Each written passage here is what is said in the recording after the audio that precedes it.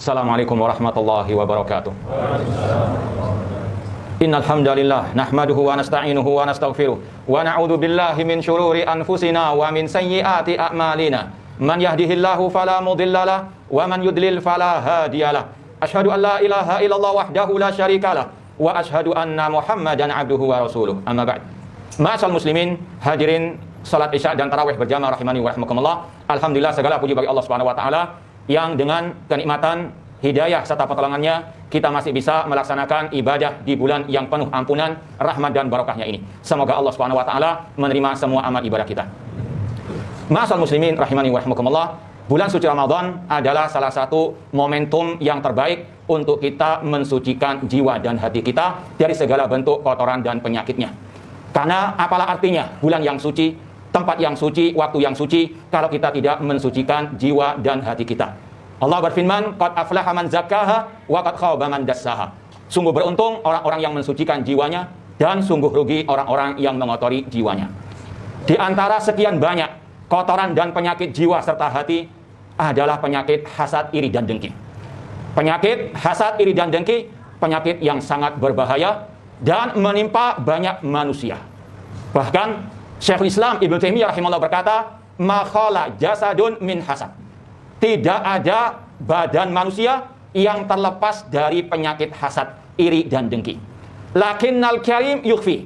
Namun orang yang baik akan memerangi, memendamnya, akan menjauhkan diri darinya. Wal laim yubdi. Namun orang yang jahat pasti akan menampakkan rasa hasad, iri dan dengki entah lewat ucapan ataupun perbuatannya. Dan ini juga kata Imam Dhahabi rahimahullah, manusia hampir semuanya terkena penyakit hasad, iri dan dengki, kecuali para nabi, para rasul.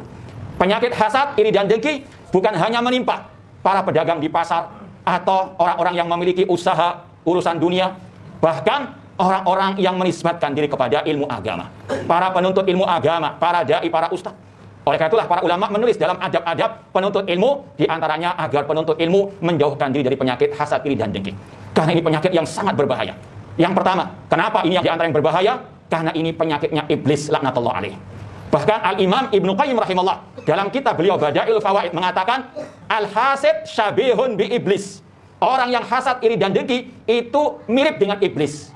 Dalam ungkapan lain beliau mengatakan, al-hasid min junudi iblis. Orang yang hasad itu tentaranya iblis. Kenapa demikian?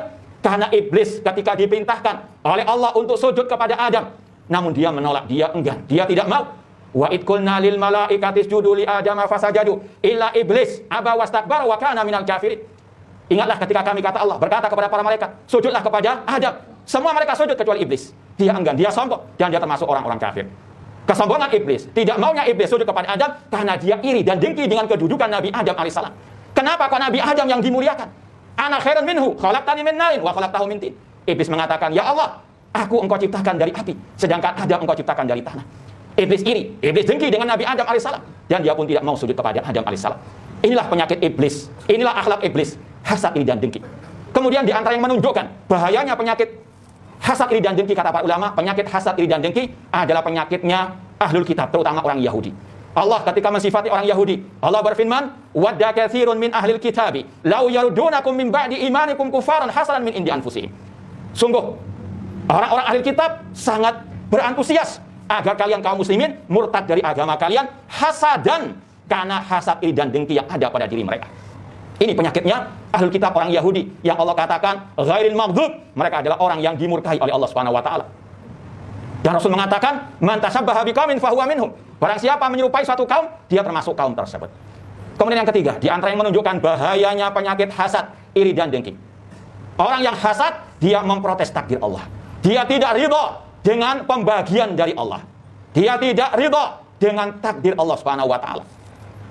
Oleh karena itulah seorang penyair Arab mengatakan, ala kulli man kana li hasidan atadri alaman asatal adab.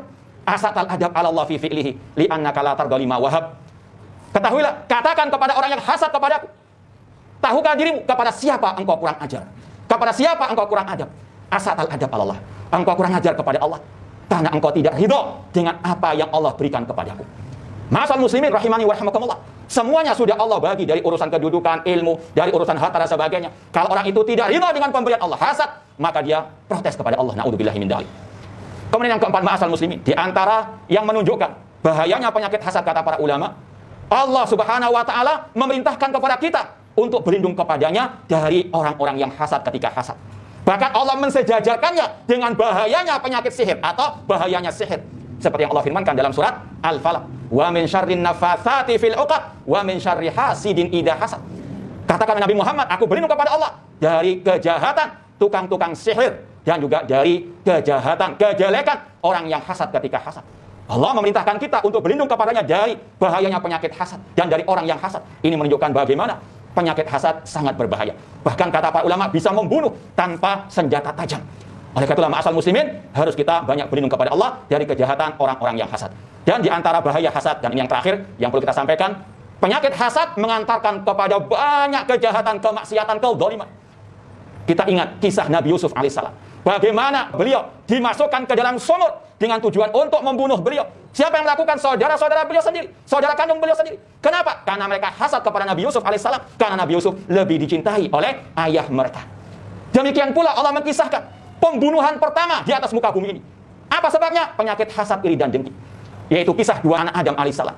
Allah berfirman dalam surat Al-Maidah, "Watsalu alaihim naba'a ibnai Adam bil haqq, id qarraba qurbanan fatuqbila min ahadihima wa lam yutaqabbal minal akhar. Qala la aqtulanna." Bacakan wahai Nabi Muhammad kepada manusia tentang cerita dua anak Adam alaihissalam. Yang keduanya berkorban kepada Allah. Yang satu diterima korbannya, yang lain tidak diterima korbannya. Yang tidak diterima korbannya mengatakan kepada saudaranya, "La aqtulanna." Aku akan membunuh. Dan betul dia membunuh saudaranya. Ini pembunuhan pertama di atas muka bumi ini. Dan kata para ulama, semua dosa pembunuhan mengalir kepada satu anak Adam ini. Naudzubillah min dzalik. Kenapa demikian? Karena dia yang mensunahkan pembunuhan, penumpahan darah. Apa sebabnya? Hasad, iri dan dengki kepada saudaranya. Maka ma'asal muslimin, sungguh kejam, sungguh jahat orang-orang yang hasad, iri dan dengki, dan dia pasti menggunakan segala cara untuk menumpahkan darah, menjatuhkan kehormatan, menuduh dengan tuduhan-tuduhan dusta dan seterusnya. Oleh karena itulah momentum bulan suci Ramadan untuk kita jadikan mensucikan jiwa kita, di antaranya dari penyakit hasad, dan kita senantiasa mohon perlindungan kepada Allah dari kejahatan makar-makar orang yang hasad, iri dan dengki. Kurang lebihnya mohon maaf. Wa jazakumullahu khairan wa barakallahu fikum. Wassalamualaikum warahmatullahi wabarakatuh.